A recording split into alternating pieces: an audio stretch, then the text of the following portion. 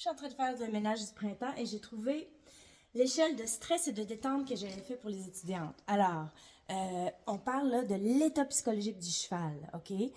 Il dort, évidemment, l'esprit n'est pas là. Il se réveille ou il s'apprête à dormir, il est somnolent. Ensuite, le cheval va être éveillé. Donc, il n'est pas somnolent, mais il est éveillé, mais il n'est pas alerte, OK? Il n'est pas encore prêt, il n'est pas encore alerte. Ensuite, un petit peu plus de stimulation, un minimum de stress. Il y a des stress positifs aussi. Et là, le cheval entre en alerte curiosité. Donc, il est présent, son esprit est davantage présent, et ça, c'est le spot parfait, le sweet spot pour l'apprentissage. C'est-à-dire que le cheval n'est pas amorphe et pas juste réveillé ou somnolent. Il est vraiment dans un état de curiosité. Mais il n'est pas dans une peur ou une fuite. Il est juste dans un état de curiosité. Et là, tout d'un coup, s'il y a des stress, des stimulations qui se rajoutent, puis les stress puis les stimulations, évidemment, c'est toujours en rapport avec les quatre choses dont le cheval a peur, les environnements, les objets, les situations et les sensations. Donc, quand ces choses-là deviennent inquiétantes, il entre psychologiquement dans une vigilance, dans une inquiétude. C'est le début de sa limite psychologique. Et les signaux visuels de tout ça, eh bien, il faut les apprendre. Et ensuite, comment répondre au cheval, il faut l'apprendre. Le cheval, quand sa limite psychologique est dépassée, il entre dans la peur, dans la fuite, ce sont les comportements qu'on va voir, et la lutte, évidemment. Et lorsqu'il vit à répétition des peurs, donc il est retenu, empêché et contrôlé, à ce moment-là, il ne peut pas retourner dans la relaxation et la sécurité. Il reste toujours un peu dans la peur, dans l'inquiétude, et ça peut causer vraiment le stress chronique. Comme chez l'humain, on peut entrer dans des stress chroniques et dans des traumas. Et si le cheval ne fait plus de fuite ou de lutte, physiquement, eh bien, il peut entrer dans une fuite mentale qui est vraiment une déconnexion, qui est vraiment un signe qu'il y a eu trauma. Et là, on n'a pas l'esprit du cheval du tout. Psychologiquement, il n'est pas là. Il y a une optique négative de sa vie. Il n'est plus dans la curiosité et l'intérêt. Et à ce moment-là, ça prend, ben, évidemment, il faut savoir quoi faire pour le ramener. Et c'est pas de l'entraînement, c'est carrément autre chose. On va lui parler sa langue et on va lui parler de sujets qui l'intéressent lui, en même temps, en le ramenant dans la confiance et dans l'éducation et dans l'apprentissage, bien sûr. Valérie de Psychologie du cheval, si ça vous intéresse, eh bien, continuez à suivre. Et le plus gros de l'affaire, ce sont évidemment les techniques qu'on apprend pendant la formation. Donc, les chevaux ont peur de ces quatre catégories de choses-là.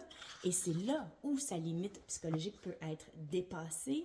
Et typiquement, on dépasse la limite psychologique de nos chevaux, souvent.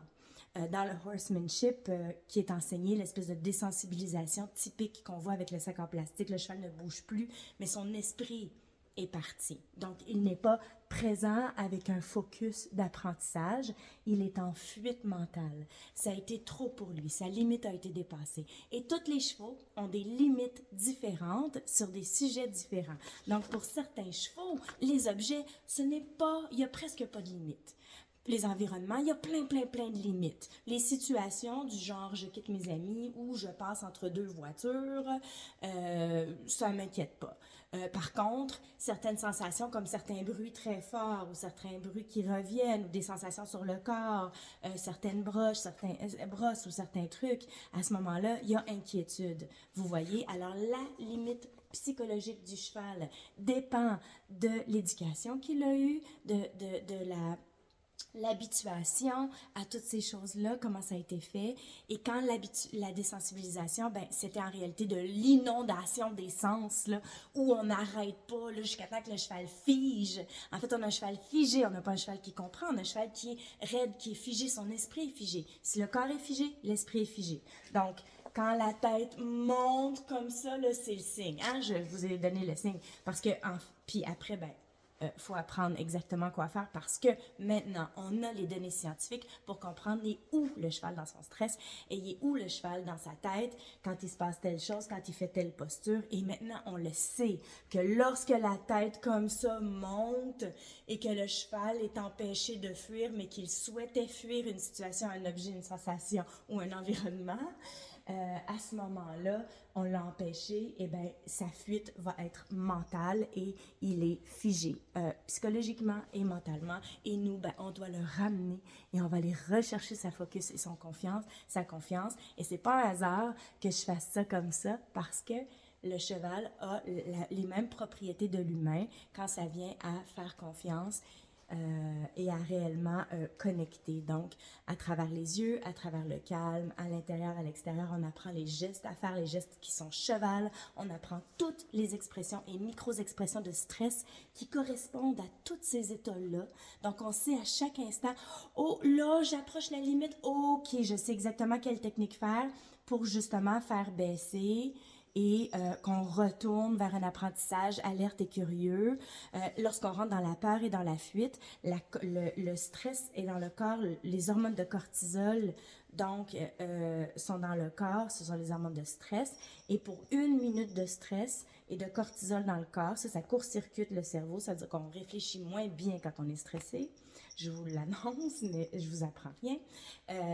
Et donc, pour 1 minute de stress, c'est 1 heure que le cortisol va rester dans le corps. Donc, ça prend 1 heure pour que le cheval s'en débarrasse. Donc, quand le cheval est entré dans la peur, la fuite, la déconnexion, il n'y a plus d'apprentissage. La qualité de son esprit, c'est pour ça qu'on va répéter les mêmes affaires 40 000 fois. Hein?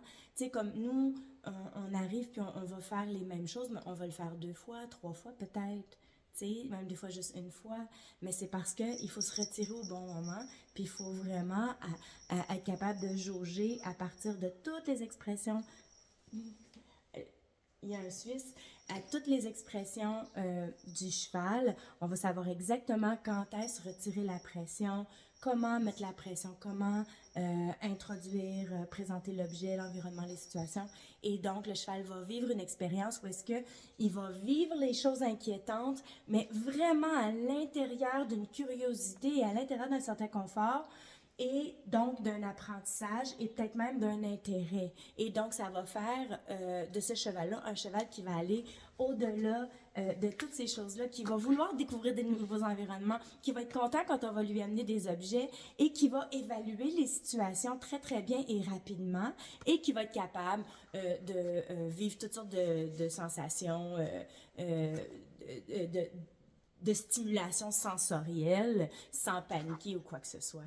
Et on le fera pas 40 000 fois, on va bien le faire à chaque fois. Et ça va être tout au long de la vie de notre cheval qu'on va appliquer ces façons de faire-là pour l'amener dans un grand, grand confort, pour qu'en réalité, et voici ce qu'on fait, sa limite psychologique va s'agrandir toujours, toujours. Ça va devenir un cheval qui est presque sans limite. Comme on dit, bomb-proof. Mais est-ce qu'il est bomb-proof parce qu'il est figé mentalement, puis peu importe, il y a une bombe, il bougerait même pas, il sauverait même pas sa vie? Il y a un mot pour ça, et c'est la résignation acquise, et c'est très grave. Ça veut dire que le cheval n'est plus du tout dans ses instincts de se sauver de ce qui serait dangereux. Ça fait de lui, en fait, un cheval qui est dangereux, parce qu'il n'est pas là mentalement. Donc, la limite psychologique du cheval par rapport à tous ces sujets-là va s'agrandir, s'agrandir, s'agrandir, et un cheval sur l'œil va regarder, comprendre, évaluer et relaxer face à de nouvelles situations, de nouveaux objets, de nouveaux environnements, de nouvelles sensations. Et donc, il va toujours, son dictionnaire de la vie et son confort psychologique par rapport à son dictionnaire va s'agrandir toujours, toujours, toujours. Et ce cheval-là va devenir réellement un compagnon dans tout ce qu'on souhaite faire. Parce que pour l'humain, typiquement, ces choses-là, c'est comme, ben là, reviens-en, on l'a vu le coin du manège, ben là, à un moment donné, ça va faire là, peur de telle affaire, à un moment donné, on l'a fait 1000 fois. Mais on l'a fait 1000 fois. Mais si, à chaque fois, on le fait, que la limite psychologique du cheval était comme un peu dépassée, très dépassée, à ce moment-là, c'est pas, il n'y a pas de confort. On a dépassé le confort. OK? Et donc, c'est pour ça qu'on l'a pas finalement. C'est pour ça que c'est pas acquis. Et c'est pour ça que c'est pas transférable. Ce qu'on veut, c'est un cheval qui réfléchit et qui a un beau focus et qui a une belle réponse à la pression et qui est bien dans ses bottines, bien dans sa peau, bien dans sa tête, bien dans son cœur. Alors, la science a maintenant des clés sur le terrain. C'est réellement une révolution qui est en train d'avoir lieu. Psychologieducheval.com pour les détails des formations, parce que c'est là où on apprend quoi faire avec tout ça, parce que c'est bien beau la théorie, mais là après ça, qu'est-ce que tu fais sur le terrain? Eh bien, je vous l'annonce, c'est débile, ça fonctionne super bien. Il y a des coachs qui prennent la formation, il y a des nouveaux propriétaires qui prennent la formation. Ce sont tous, c'est un réseau extraordinaire. Ce sont tous des gens vraiment qui ont une ouverture de cœur extraordinaire parce qu'ils veulent connaître le cheval de sa perspective à lui et réellement savoir comment obtenir tout ce qu'on veut en tant que cavalier, mais à partir du bien-être du cheval. Que le cheval soit avec vous, Valérie Gagné de Psychologie du cheval. Merci.